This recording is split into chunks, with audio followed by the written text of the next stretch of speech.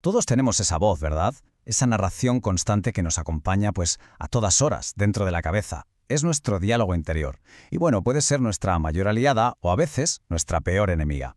Hoy vamos a intentar entender por qué pasa esto y, lo más importante, cómo podemos cambiar esa historia.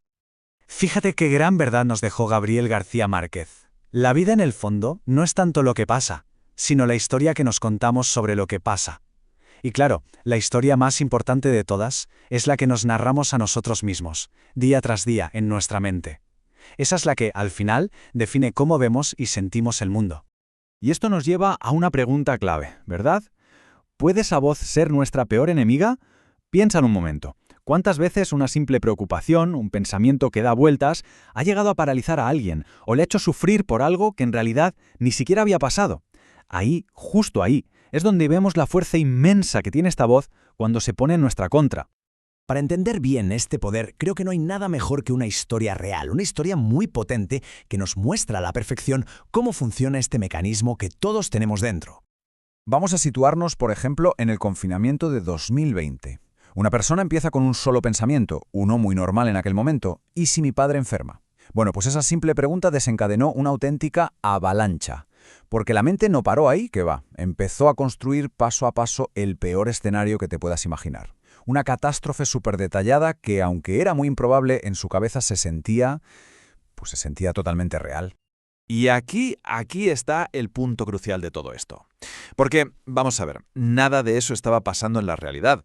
Pero la angustia, el no poder dormir, ese nudo en el estómago, todo eso era 100% real. Y es que nuestro cuerpo y nuestras emociones no distinguen, no saben si algo es ficción de la mente o si está pasando de verdad ahí fuera. Entonces, la pregunta es, ¿cómo es posible? ¿Cómo puede una simple idea provocar una reacción física tan intensa? Bueno, pues la respuesta, como casi siempre, está en la biología de nuestro cerebro.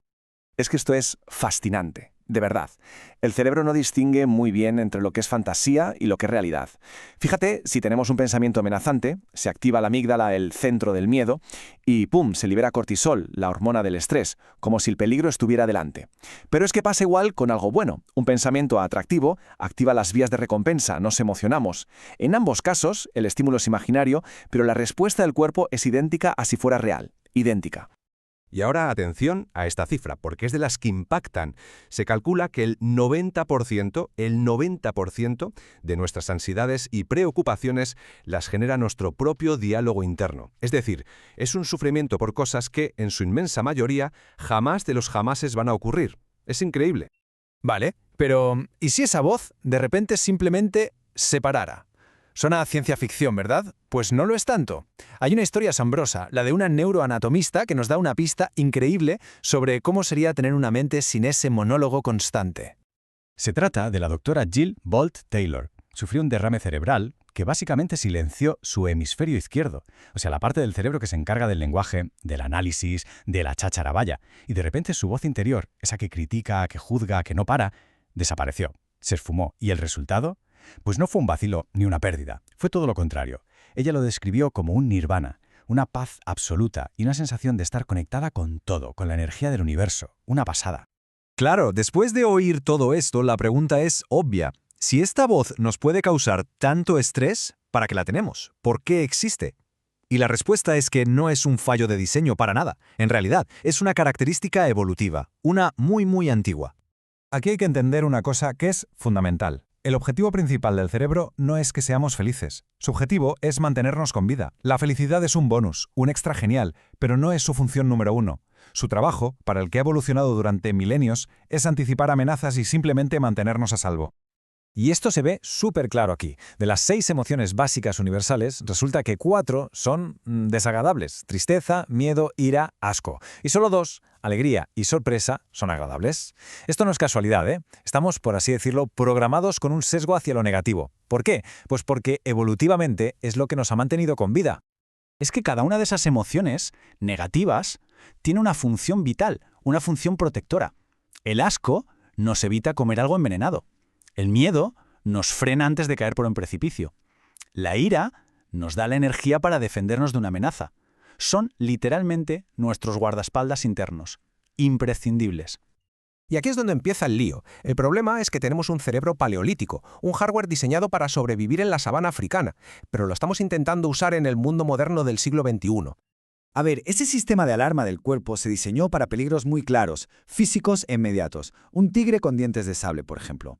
Hoy, sin embargo, ese mismo sistema de pánico se activa con amenazas que son psicológicas y constantes. Una evaluación de desempeño, una fecha de entrega, una conversación difícil. La amenaza es totalmente diferente, pero la respuesta de nuestro cuerpo, el cortisol, el corazón a 1000, es exactamente la misma. Y aquí llega la gran paradoja. Esa respuesta de estrés, la que estaba diseñada para ayudarnos a huir de un depredador, hoy nos perjudica precisamente en las habilidades que más necesitamos para triunfar. Nos quita la concentración, nos impide resolver problemas, bloquea el pensamiento crítico. O sea, el mismo sistema que antes nos salvaba la vida, ahora nos pone la zancadilla en el mundo moderno. Pero bueno, no todo son malas noticias, ni mucho menos. La naturaleza nos dio un plan B, una capacidad asombrosa para adaptarnos y literalmente para recablear nuestro propio cerebro. La palabra clave aquí es neuroplasticidad. ¿Qué significa esto? Pues que no somos prisioneros de cómo vino nuestro cerebro de fábrica. El cerebro es maleable, es plástico. Cada vez que aprendemos algo nuevo, cada vez que decidimos cambiar una forma de pensar, estamos literalmente creando nuevas autopistas neuronales y dejando que las viejas carreteras se llenen de maleza. Y este proceso para remodelar la mente se puede resumir en 4 pasos. Primero, reconocer. Darse cuenta de ese pensamiento negativo que siempre aparece. Segundo, replantear. Elegir, de forma consciente, una idea alternativa, una más constructiva. Tercero, y esta es la clave de todo, repetir. Practicar esa nueva forma de pensar una y otra vez. Y cuarto, recablear. Porque con la repetición, ese nuevo camino neuronal se va haciendo más fuerte, más ancho, hasta que se convierte en la respuesta automática por defecto. Así que, al final, el punto crucial es este. El objetivo no es intentar silenciar esa voz interior, porque eso es casi imposible y agotador. El objetivo es aprender a dirigirla. Tenemos la capacidad real de transformar a ese crítico interno tan pesado en un entrenador personal, en un aliado compasivo, en el mejor consejero posible. En el fondo, todo se reduce a una elección. Esa voz interior siempre va a contar una historia. Una historia sobre quiénes somos, sobre el mundo, sobre lo que podemos o no podemos hacer. La gran pregunta, sabiendo que tenemos el poder de influir en ese guión, es ¿qué historia vamos a elegir contar a partir de ahora?